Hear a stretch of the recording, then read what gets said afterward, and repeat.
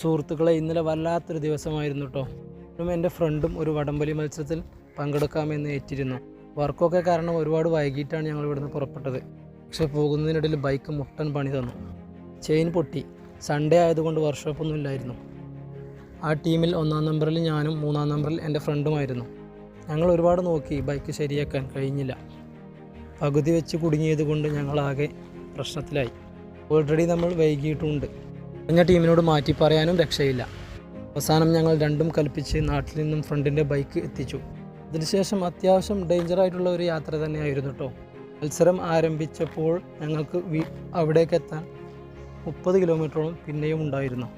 പറഞ്ഞ വാക്ക് വലിക്കാൻ ഞങ്ങൾ മരണം പോലും മുന്നിൽ കണ്ട് ഓടി.